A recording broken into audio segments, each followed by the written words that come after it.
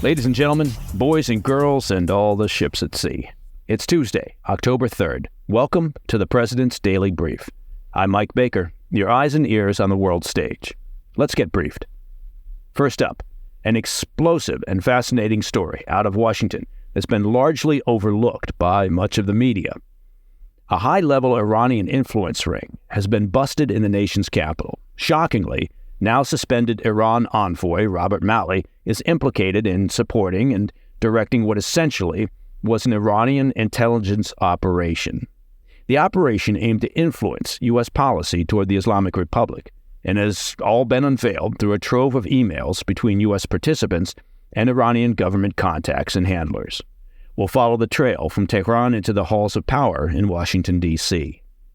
A bit later in the show, we'll dive into a confidential U.S. strategy document obtained by POLITICO, revealing that Biden administration officials are deeply concerned about corruption in Ukraine, despite their public statements.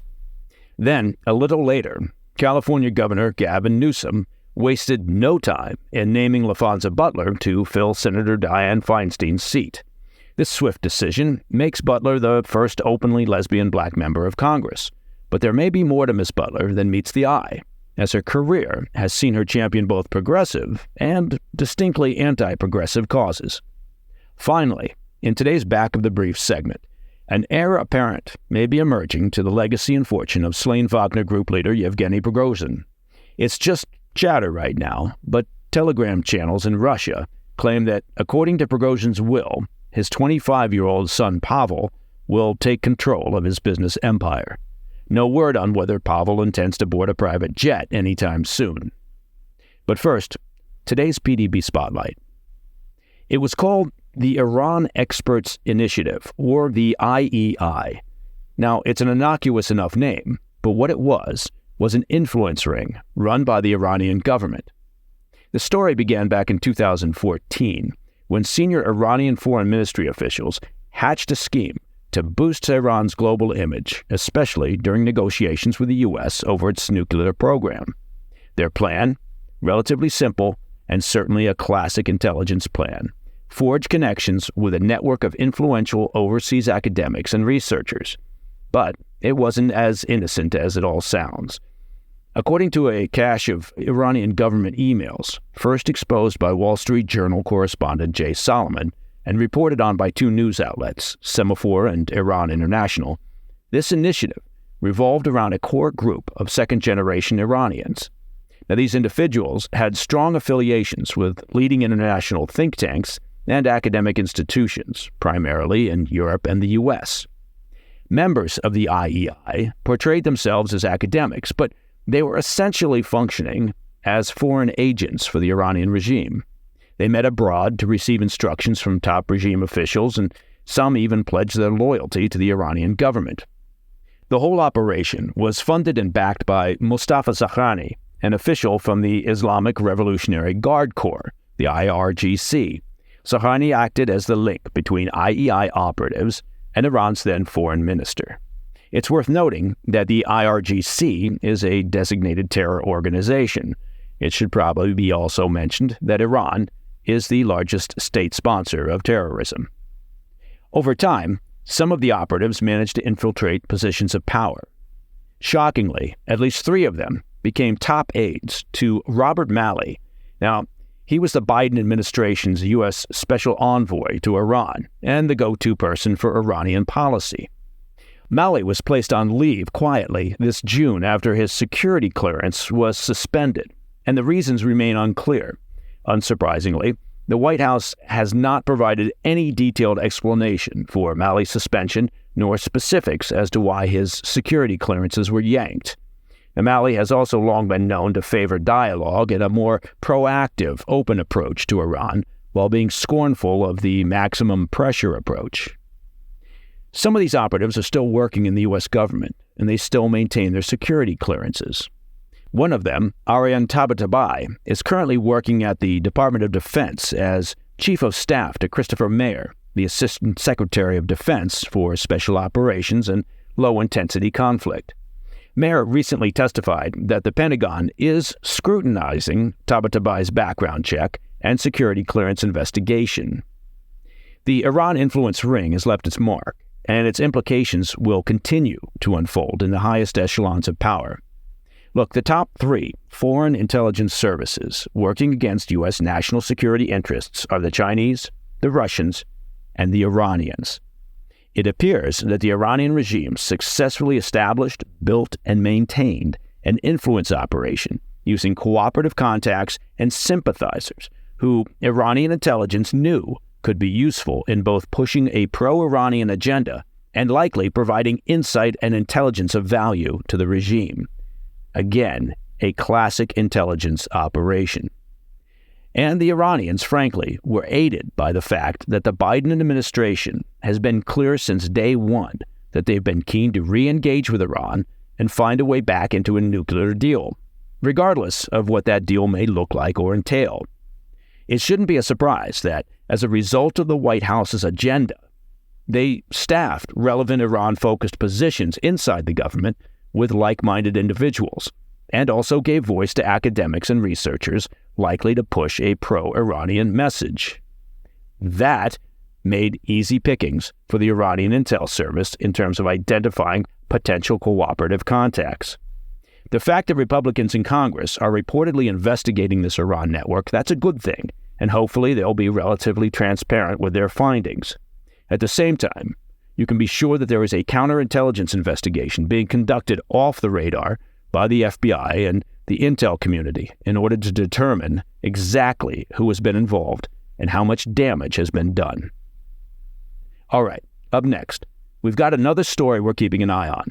A confidential U.S. strategy document hints that the Biden administration is more concerned about corruption in Ukraine than they publicly let on. I'll be right back. Welcome back to the President's Daily Brief.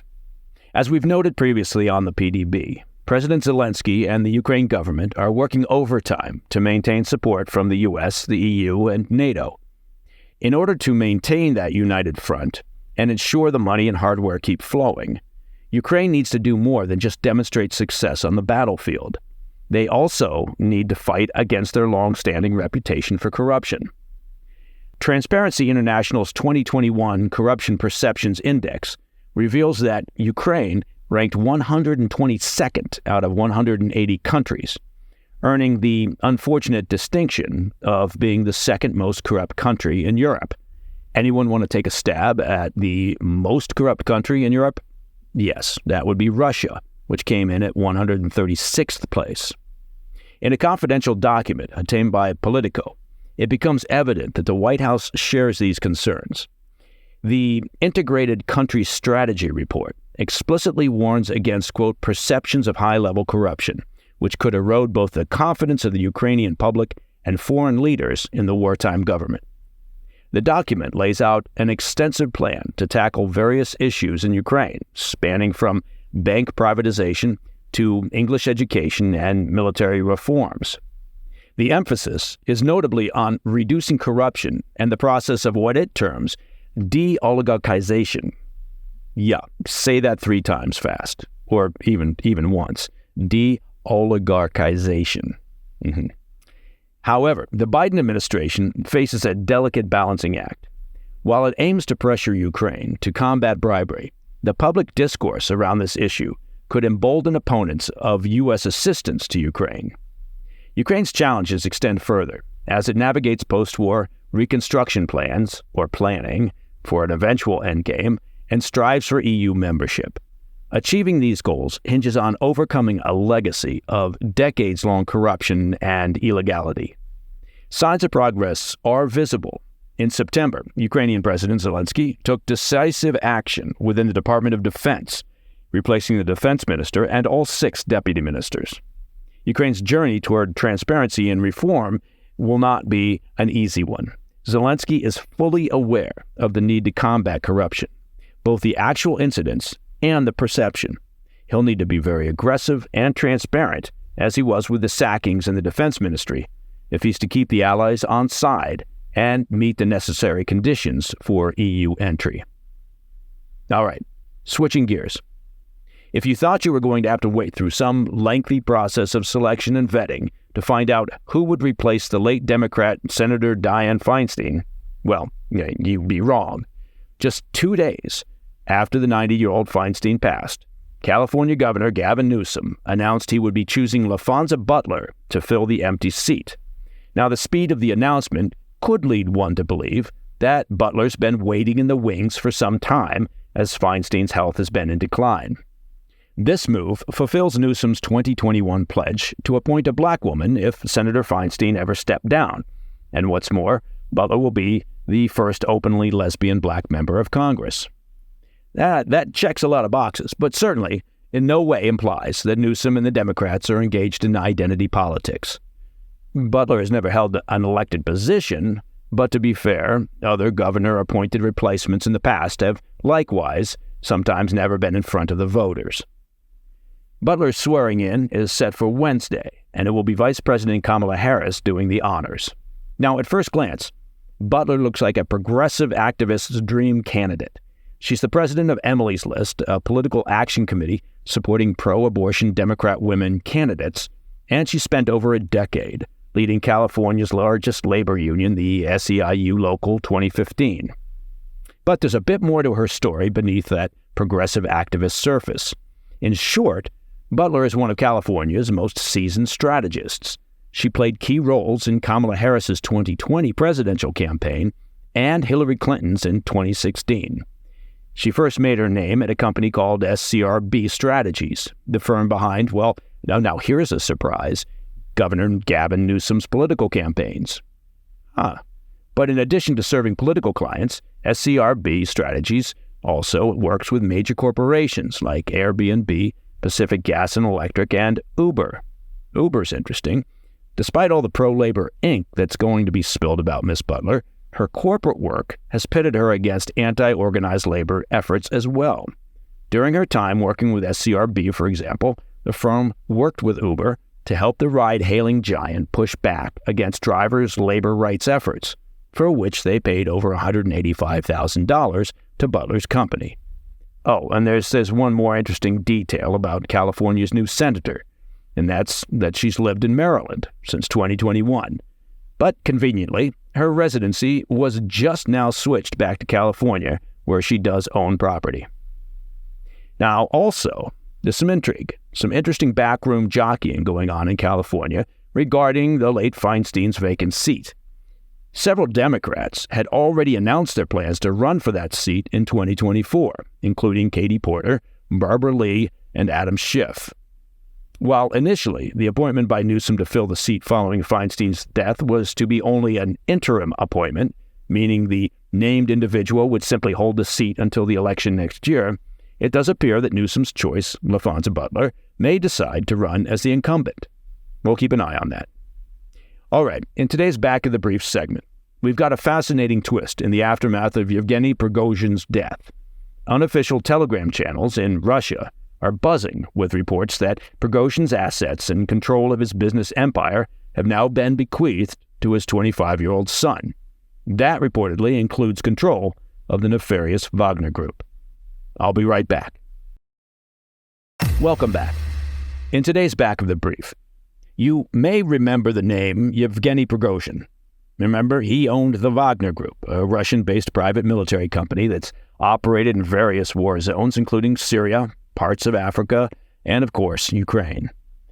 You also might recall his brief clash with the Russian Defense Ministry and the Putin government. And by clash, I mean he led an aborted coup against Putin's government.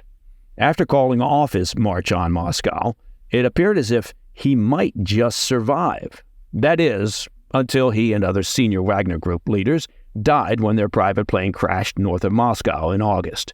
We don't know the cause of the deadly plane crash, but it could rhyme with schmootin'. Anyway, Prigozhin left quite a legacy. A massive fortune, several businesses, and of course, the infamous Wagner Group. Today, we might be getting a glimpse into the future of that business empire. Now, it's all chatter at this point, but Russian Telegram channels connected to the Wagner Group suggest that, per Prigozhin's will, his 25-year-old son Pavel could take control of the assets. It's also said that Pavel filed inheritance paperwork on September 8th. But here's the twist. One source alleges that Pavel is gearing up to collect all the debts owed to his father, estimating that the Russian Defense Ministry may owe Prigozhin's business empire as much as a staggering 86 billion rubles. Now, those of you keeping score and aware of the ruble to dollar translation would understand that that's around $800 million. Adding to the intrigue, Telegram channels tied to Wagner suggest that Pavel Prigozhin is actively in talks to return Wagner personnel to the combat zone in Ukraine. It's worth noting that following Prigozhin's death, a mysterious death might I add, many of the Wagner forces were folded into the Russian military structure. And that, my friends, is the President's Daily Brief for Tuesday, 3 October. If you have any questions or comments, reach out to us, please, at pdb@thefirsttv.com. I'm Mike Baker. Until tomorrow, stay informed, stay safe, stay cool.